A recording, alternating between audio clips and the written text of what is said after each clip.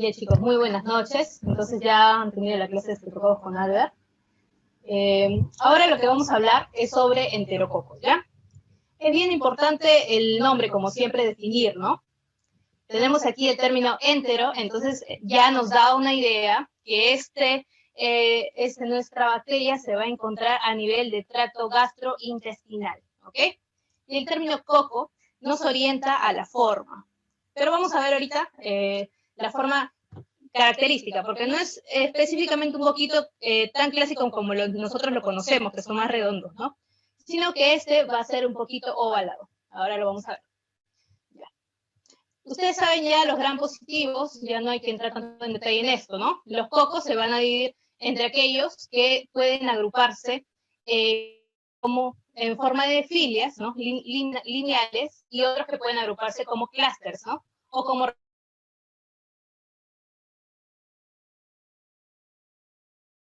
los estreptococos, a veces los dividen bien, dependiendo de su patrón hemolítico, es decir, la rotura de los glóbulos rojos en grupo beta, alfa y gamma.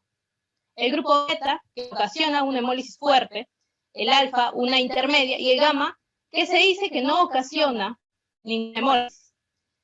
Sin embargo, los enterococos, si bien se clasifican en el grupo gamma, vamos a ver que sí van a producir, a veces, cierta hemólisis, ¿ya? A ver. Un detalle bien importante que les voy a comentar es que más o menos por los años 80, ¿no? Una microbióloga, ¿no? Lancefield, ¿no? Planteó la existencia de unos grupos, los grupos de Lancefield, caracterizando a las bacterias por proteínas de membrana, ¿ya? Entonces, dentro de este grupo, a los enterococos los conoció ella como estreptococos del grupo D. Los tipificó como estreptococos del grupo D porque en su membrana pues tenían, ¿no? Un peptidoglucano que era lisina de asparagina. Entonces los colocó en el grupo D. Sin embargo, esta clasificación no se utiliza mucho, ¿no? Pero les quería comentar porque, por ejemplo, a veces les comentan la existencia de estreptococos del grupo A, por ejemplo, tenemos a los estreptococos Diógenes, estreptococos del grupo B, como la Galactiae. Entonces, de todas formas, para conocer cuál era la clasificación, aquí les comento que es del grupo D, ¿ya? Ahora sí. Miren aquí, tenemos los SMIR, y lo que estamos viendo nosotros es que esta forma, como les comentaba, miren, haciendo un acercamiento, ¿no? Es ovalada. Y no solo ello, sino que de aquí también sacamos otra característica, miren, no se agrupa tanto en filas como observamos en los estreptococos comunes, sino que se agrupa también en duplas, ¿ok? Entonces vamos a encontrarlo que va a estar en duplas o en filas. Tenemos ya dos características, ¿no? Sabemos por el color que son gram positivos, ¿sí? Que son ovalados, que se agrupan en duplas o en filas, ¿sí? Y dentro de este grupo, quiero que se acuerden de dos palabras clave, ¿sí? Dos palabras clave, bien importantes. Las palabras son sobrevivencia y resistencia, ¿ya? Resistencia y sobrevivencia. ¿Por qué? Miren, les voy a comentar que estos enterococos, ¿no? En realidad no son patógenos normales. Es decir, no es que entren en tu cuerpo y van a producir una patología sí o sí. Ellos en realidad forman parte de los firmicutes, que como ustedes ya habrán visto en la clase de microbiota, participan del microbioma humano que nosotros poseemos, que es necesario para la defensa de nuestro cuerpo, que es necesario para la interacción con los alimentos, son necesarios. Sin embargo, ellos, a diferencia de muchas de las bacterias que se encuentran en el tracto gastrointestinal, que también forman parte del microbioma, son también unos sobrevivientes, ¿ya? ¿Por qué? Porque estos van a ser resistentes a muchos de los antibióticos que van a poder destruir a los otros grupos de bacterias, mientras que a ellos no. Es decir, que si hay un equilibrio entre las bacterias que están en nuestro estómago y nosotros rompemos ese equilibrio, no sé, pues, digamos que un paciente que está hospitalizado y le empieza a meter antibióticos, ¿no? Y reciben antibióticos, terapias largas de antibióticos, que pueden destruir a todo tipo de bacterias, ¿no? Que son conocidas como las terapias de amplio espectro, ¿ya? Pero estos son unos sobrevivientes, y ya vamos a ver por qué. Dentro vamos a tener dos especies importantes, ¿ya? Que son el Faecalis y el Faecium, que tienen nombres de heces, así que nosotros nos vamos a poder acordar. Faecalis y Faecium, ¿ok? El más común, como dice aquí, es el Faecalis, ¿no? Sin embargo, estos últimos años se ha visto un aumento del enterococo Faecium, principalmente relacionado a la resistencia, ¿ok? La resistencia, la otra palabra clave que tenemos que acordarnos, resistencia. ¿Resistencia a qué? A antibióticos.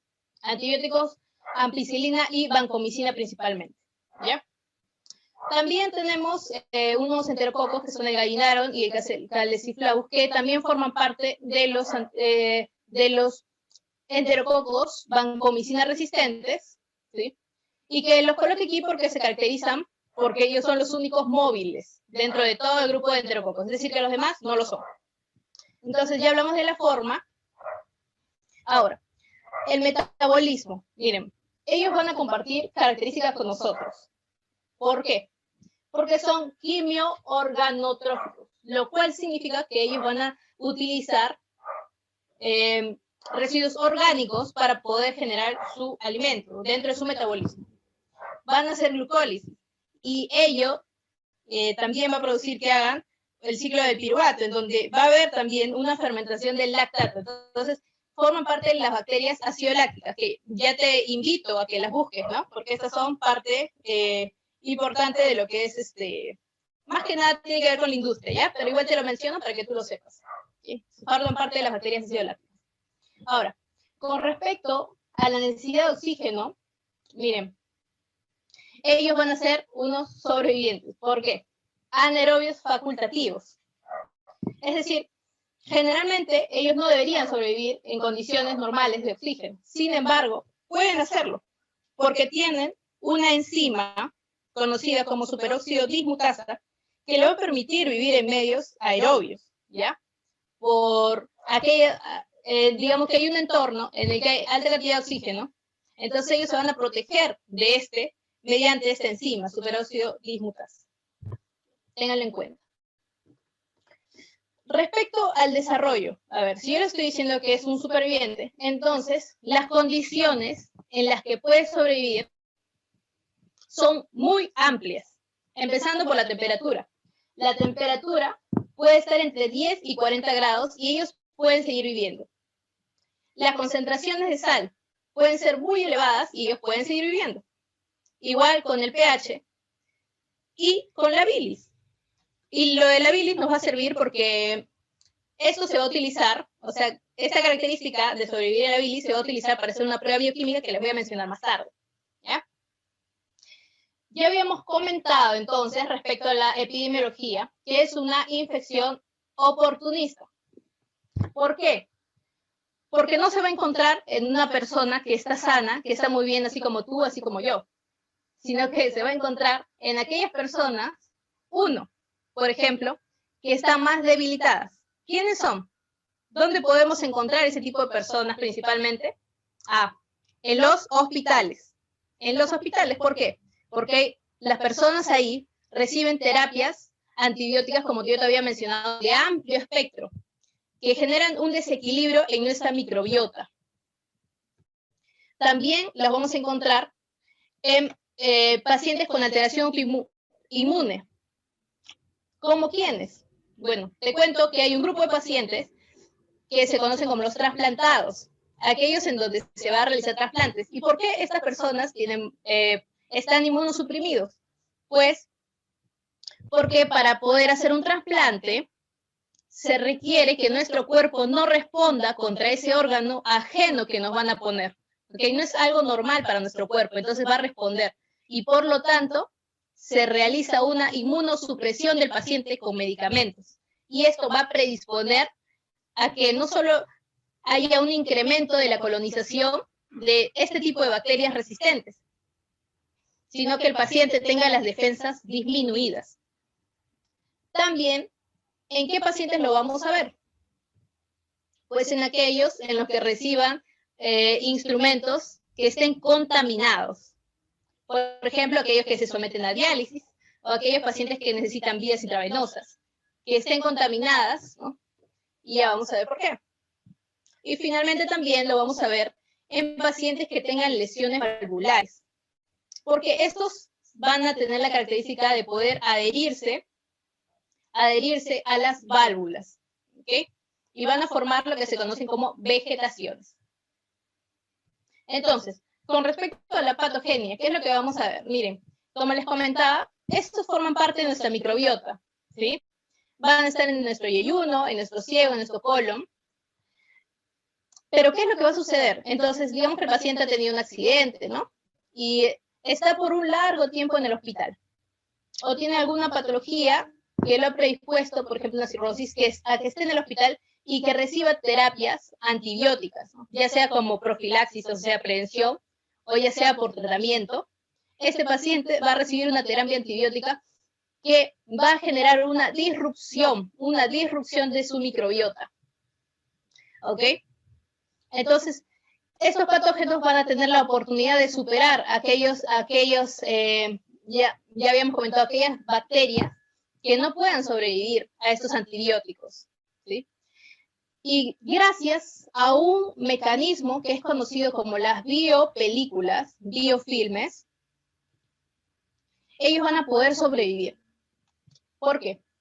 Miren, las biopelículas van a ser, vamos a explicarlo así, como una especie de gel, como un protector, como una especie de goma que va a permitir no solo que se protejan de los antibióticos, porque se dice, ¿no?, que esto les va a proporcionar de 10 a 10.000 veces más protección contra ciertos antibióticos, como las cefaloporinas, sino que también este mecanismo de biopelículas les va a permitir que se adhieran, ¿no?, a la matriz de nuestras células. Ustedes saben que el tejido conectivo está en todos lados. Fibrinas, colágenos, se encuentran en todos lados. Y estas van a tener esos mecanismos de adherencia, ¿no? Bien interesante esto de las biopelículas, ¿no?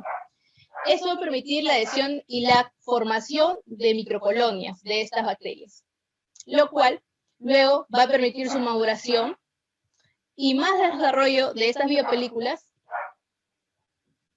Y vamos a ver que este mecanismo también de biopelículas no solo le permite adherirse a superficies vivas, sino que también va a permitir que se encuentren en superficies, por ejemplo, en las manijas de las puertas, ¿no? Va a permitir que se adhieran a aparatos en donde, por ejemplo, se realiza la diálisis, va a permitir que esté en contacto con nuestras manos, ¿no? En este caso, pues un ambú, ¿no? Con cualquier instrumento que haga con cualquier instrumento en el que se pueda formar microbiota. Su biopelícula, perdón. Bueno, entonces, una vez pues que nuestro paciente ya tenga una gran colonización de estas bacterias, vamos a tener que va a llegar, no sé, pues llega un familiar, llega la enfermera, el médico, lo atiende con su estetoscopio, usa su ambú, le hace su diálisis. El paciente, digamos que se fue al baño, ¿no? Toca con sus manos contaminadas las superficies, y viene otro pacientito y hace lo propio, ¿no? Hace lo propio y se contamina. Entonces se da la transmisión mediante, digamos que la vía oral, ¿no? O digamos que también se le puso un catéter al paciente, también se le hizo una diálisis, se le puso una vía intravenosa, y entonces llega a adquirir a esta bacteria, ¿ya?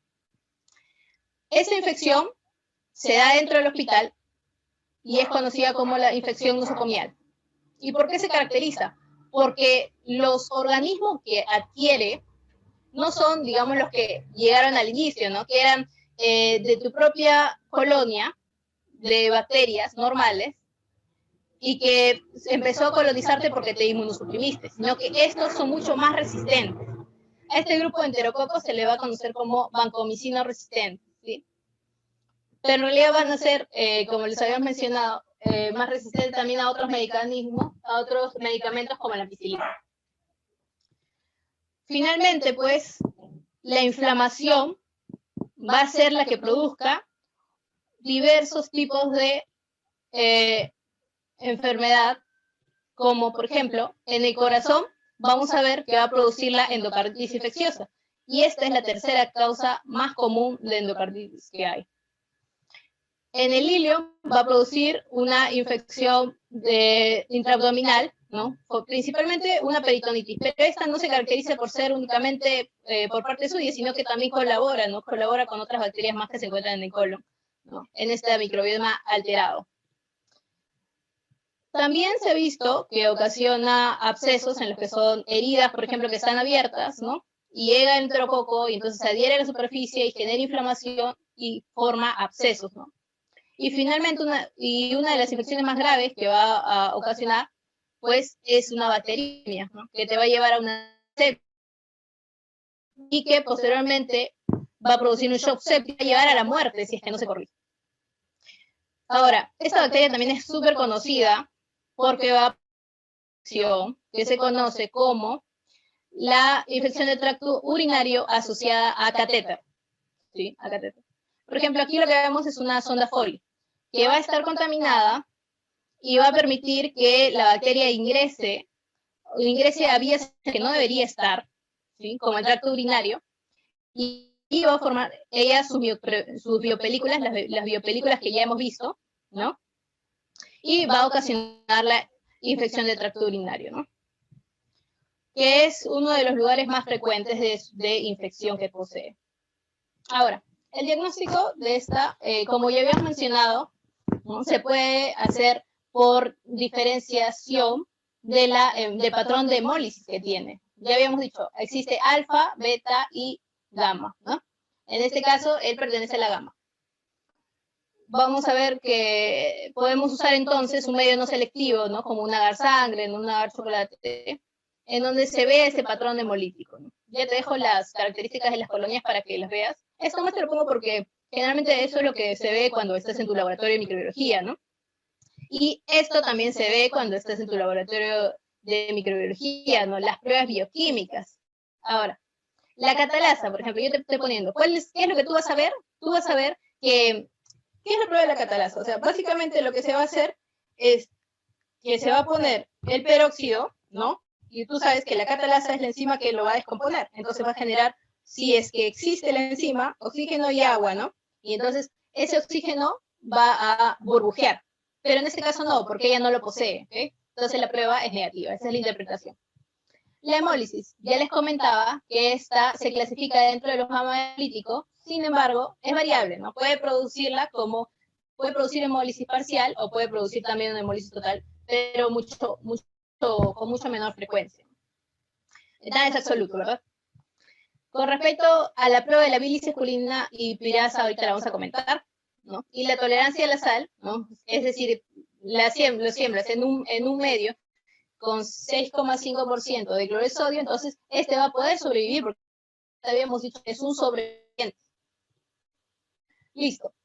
Te voy a explicar estas pruebas porque probablemente las vas a ver, ¿no? ¿Y por qué sirve? A ver, esta de la bilis esculina, ya te he dicho que esta bacteria sí puede sobrevivir a la bilis, ¿no? Para diferenciar. ¿Entre quiénes? Entre enterococos y estreptococos. Enterococos y estreptococos, que se encuentran en el grupo D de Lancefield, ¿ok? En el grupo D de Lancefield vamos a tener enterococos o estreptococos, ¿ok? Y los vamos a diferenciar, ¿por qué? Porque los enterococos van a ser positivos, porque tienen una enzima, aquí está, conocida como beta-glucosilasa, que va a producir una hidrólisis de la esculina, que es una sal biliar, ¿no? Es decir, que va a contener la bilis, ¿ya? Y va a poder ser hidrolizada por esta enzima. Y eso va a producir la descomposición en esculetina y dextrosa. Y gracias a que este medio tiene fierro, la esculetina va a formar un complejo con el hierro que va a permitir ese color negruzco. Entonces, en la prueba positiva va a salir negra. Va a salir negro el resultado. Ahora, La prueba de la pirrolidonilamidasa, ¿ya? También es una enzima. Es una enzima que posee este enterococo, ¿ok? Y que va a permitir también su identificación.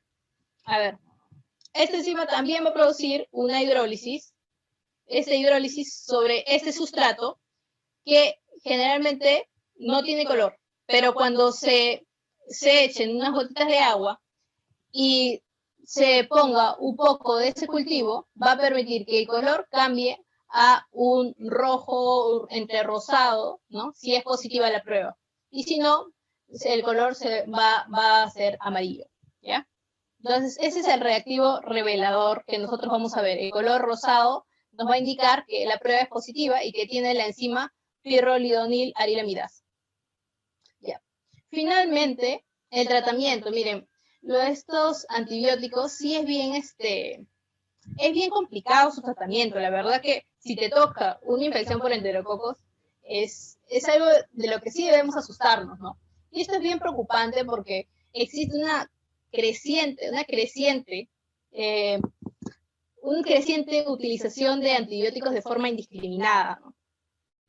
Y ahora imagínate que el paciente ya viene así desde afuera, ¿no? Y viene y entra al hospital y le sigues dando terapias antibióticas prolongadas. Entonces, prácticamente su microbiota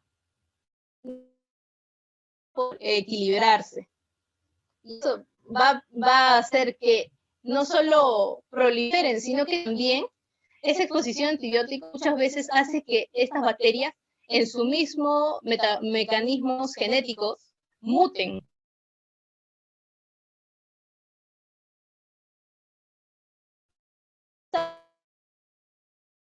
El enterococo ya tiene una resistencia a los antibióticos. Intrínsecamente ya es resistente. Sí, se ve, Wendy.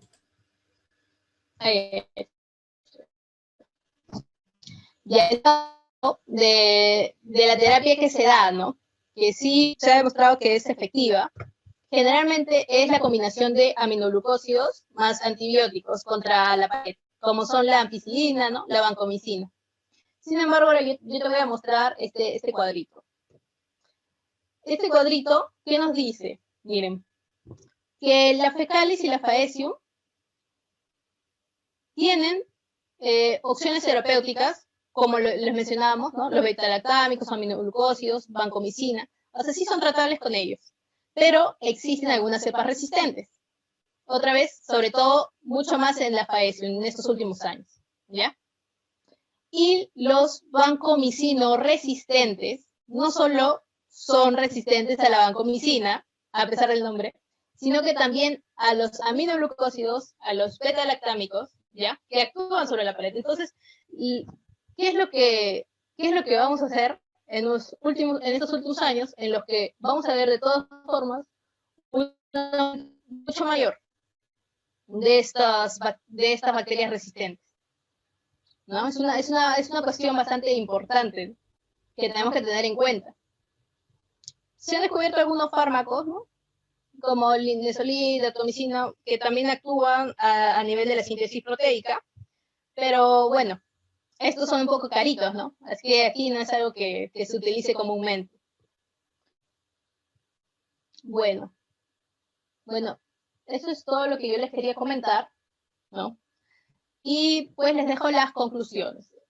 Se las dejo ahora en forma de preguntas, no sé si pueden hablar o no sé, de repente si pueden responderlo por el chat, ¿no? ¿Qué es lo que, o de repente, a ver, yo le puedo comentar, a ver, ¿cuáles son las características, ¿no? Y las especies más relevantes que nosotros vamos a ver. Hemos hablado de dos bastante, creo, ¿no? ¿Cuáles son las características de ese enterococo? A ver, ¿cómo es su forma? ¿Qué gram son? ¿Cuál es su demanda de oxígeno? ¿No? No sé si pueden responderme como por el chat, de repente. A ver, hola, ¿me escucháis? Están tímidos los chicos. Están tímidos. Todavía no calientan. A ver, no los veo. Pero nunca por les van a decir. La verdad es que si se equivocan es mucho mejor, porque de ahí se van a acordar. Y va a ser mejor para ustedes. O sea, vas a dar por poner nota, ¿verdad? Muy bien. Cisneros ha respondido. Negativos. Muy bien. Muy bien. Muy bien. Fecalis, ¿no? Fecalum, bueno, ahí está el parecido, ¿no? Fecalis y faecio, muy bien, ¿no? Y son gran positivos. Muy bien. Ahora, la otra pregunta, a ver. Ustedes tienen que hacerlo similar, ¿ah? A ver, ¿cuál es la infección que se produce? Ese tipo, ¿qué es lo que quiero decir aquí? Les doy una pista. Existen, por ejemplo, personas, ¿no? Que solo llegan en el momento más oportuno. Ya, ahí está la palabra. La infección que produce estas bacterias enterococos son de tipo oportunistas. Es decir, que solo van a venir cuando tengan la oportunidad. ¿Y cuál es esa oportunidad? Cuando la microbiota esté alterada. Es decir, cuando haya una disminución de la microbiota normal y no permita el equilibrio de esa microbiota, de tal forma que el enterococo va a proliferar y va a hacer ya sus acciones colonizadoras gracias a este mecanismo muy importante que es la formación de biopelículas.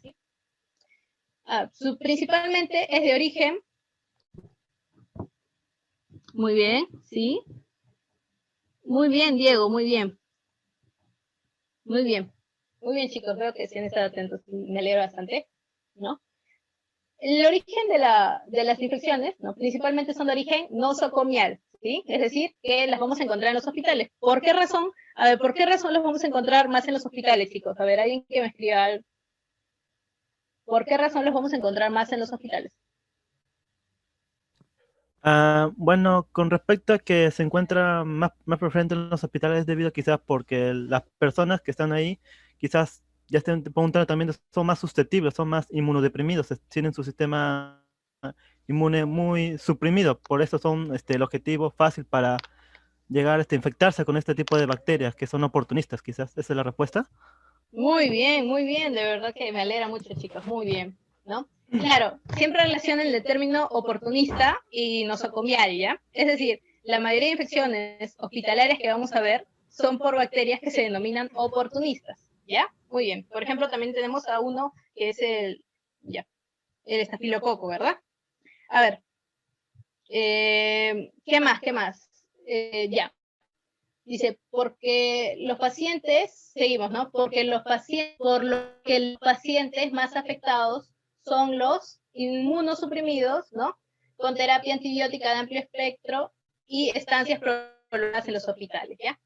Y finalmente, a ver, la última pregunta es, ¿qué enfermedad producen los enterococos? Ahí tiene bastante para hablar. ¿Y por qué es tan difícil su tratamiento? A ver.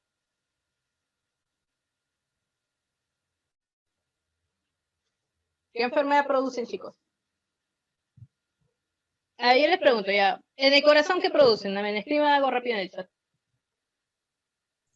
Una endocarditis infecciosa. Muy bien, muy bien. En infecciones abdominales, ¿qué puede producir? A nivel abdominal. Muy bien, peritonitis. Que se caracteriza por ser polimicrobiana, ¿ok? En las heridas quirúrgicas vamos a ver también accesos, no se olviden, ¿no? Y bueno, cuando está en el torrente sanguíneo, bacteriemia. ¿Ya? Y en el tracto urinario, ¿qué van a producir? Esto es importante que sí se acuerden, chicos, ¿ya? Porque es una de las infecciones más frecuentes que producen. Una hito, que es Muy una bien, infección del tracto urinario asociado a catéteres, por así decirlo. muy bien, ese es el término, ¿ya? Una infección del tracto urinario asociada a catéter. Muy bien. No sé, no lo estoy viendo quién está hablando, chicos, pero de verdad que me alegro mucho que ya se hayan soltado un poco, ¿sí? ¿Por qué es tan difícil su tratamiento? Creo que ya lo hemos dicho bastantes, ¿no? Las dos palabras claves que siempre se deben acordar es resistencia y sobrevivencia, ¿ya? Resistencia y sobrevivencia. Resistencia a antibióticos y sobrevivencia porque vive en medios que son difíciles para otras bacterias, ¿no? Como alta concentración de sales, como la bilis, ¿ya? E incluso las temperaturas, ¿no? Como habíamos mencionado, su rango de temperaturas son muy amplios. Bueno, chicos, eso es todo lo que quería compartirles.